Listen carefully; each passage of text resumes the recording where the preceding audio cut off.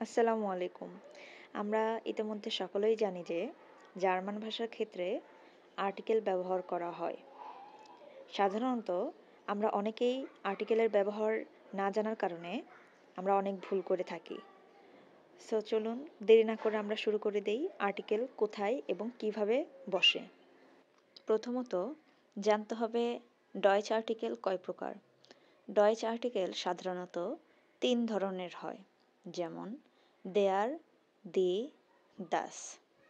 এগুলো সবসময় আমাদের মনে রাখতে হবে যে সাধারণত আর্টিকেল নাউনের পূর্বেই বসে, নাউন ছাড়া কখনো আর্টিকেল ব্যবহার হয় না। এখন দেখব আর্টিকেল কিভাবে ব্যবহৃত হয়।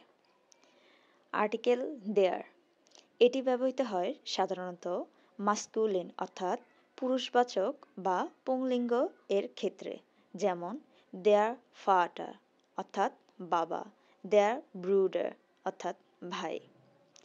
আর্টিকেল দি, এটি ব্যবহৃত হয় ফেমিনিন বা স্ত্রীবাচক অথবা স্ত্রীলিঙ্গ এর ক্ষেত্রে, যেমন দি মোটার অর্থাৎ মা, দি সোয়েস্টার অর্থাৎ বোন।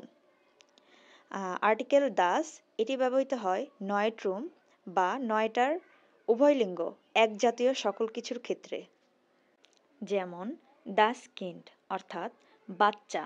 বাচ্চা সাধারণত কোনো ছেলে বা মেয়ে পার্থক্য করে বোঝায় না, তাই এটি উভয়লিঙ্গ বা এক জাতীয়, তাই দাস কিন্ড, দাস আলফাবেট।